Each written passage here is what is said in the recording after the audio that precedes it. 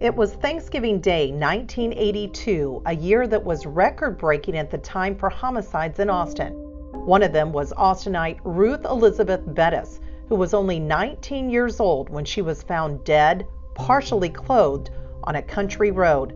Decades later, the mystery surrounding her death remains just that, a mystery. But it's a mystery the Travis County Sheriff's Office remains committed to solving.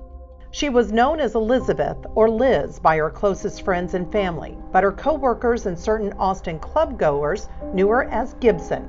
On the night before her body was found, witnesses reported that after her shift, she was last seen getting into her car with an unknown male at her place of work, Sugar's Gentlemen's Club. The following day, the dancer's body was located in a northeast Austin pasture off of Sprinkle Cutoff Road, about 7 miles from the club where she was last seen alive. At the time, she was wearing only blue socks, one brown moccasin shoe, a brown corduroy jacket, a green and white sweater, and a red t-shirt. Her car, a light blue 1969 Volkswagen Beetle, was found about 100 yards from the body. Based on the evidence and autopsy findings, investigators said she was shot in the head, strangled, and sexually assaulted. In addition to stripping the vehicle of its seat covers and door panels to be sent off to FBI labs, homicide detectives interviewed more than 200 people, some of whom also spoke with the Austin American-Statesman. Until March 1983, the general public did not know much about Elizabeth's life. A 2-page feature shined a light on the adult entertainer's life, both public and private. Family, friends, and co-workers all shared what they knew of their Liz or their Gibson. The report detailed recollections of how Elizabeth grew up moving from place to place with her family and how her parents' eventual divorce was tough on her. She reportedly earned a scholarship later in life at a prep school in the Northeast where she honed her skills playing the piano. She then attended the University of South Carolina before moving in with her dad, a UT professor in Austin, a short time later. Not long after, she enrolled at Southwestern University in Georgetown, but later moved in with a couple of friends. The report states that she took a break from school during the fall of 1982 and started working at Sugar's, hoping to earn enough money to pay her share of the rent, with plans to return to her studies the following January. The following January never came for Elizabeth, and her fast-paced life transformed into a slow-moving cold murder case. But there have been noteworthy developments since that fateful Thanksgiving Day. In April 1983, investigators released a composite sketch of the man she was last seen with, developed from witnesses who saw them together in the Sugar's parking lot. A couple of months later, the Statesman ran a report on a 29-year-old City of Austin maintenance employee who was recently jailed, charged in the rape of one woman, and suspected of committing at least 7 other sexual assaults after he was paroled on other crimes. Leonard Charles Williams was accused of forcing at least 2 women to Sprinkle Cutoff Road, where Elizabeth's body was also found.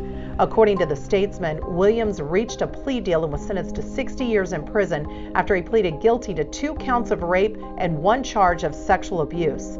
The man, who had a history of criminal accusations, including attempted murder, aggravated assault, and robbery, was questioned in the death of Elizabeth, but authorities at the time said he did not match the description provided of the man she was last seen with. In October 2017, the Texas Department of Public Safety selected her cold case as its featured case of the month, temporarily raising the reward money from $3,000 to $6,000 for information leading to an arrest in the case. Later that same month, the Austin Chronicle reported that Elizabeth's case almost became linked to another murder case. Sometime between 2016 and 2017, her name showed up in the state of Texas motion in limine, a pretrial request both sides filed to prevent certain evidence from being brought forward prior to its trial against Mark Allen Norwood for the 1988 murder of Deborah Baker. Some familiar with the case speculated that Norwood's attorneys would try to use Elizabeth's murder to implicate a co-worker of Norwood in Baker's death, as well as the 1986 murder of Christine Morton, for which he was also convicted. This co-worker's name was Louis Homer Sonny Wan, and his in-laws owned a dairy farm in the area where Elizabeth's body was found.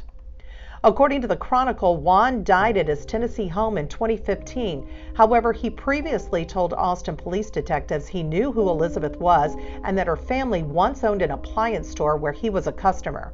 On the day she was found, it was reported that he told police he had just purchased a new gun he intended to use that day for target practice. Regarding Elizabeth's death, he told the sheriff's office he believed a police officer was responsible. Ultimately, both Norwood and Juan were cleared through fingerprint and weapons testing. Several years after her death, TCSO received a DEA tip that a number of Austin police officers were seen with Elizabeth at Sugar's the night she disappeared. A Statesman report from January 25, 1989 stated that a retired officer had been sitting with her at the club and a second arrived on his own. A source stated the first officer left the building with Elizabeth and the second followed out minutes later.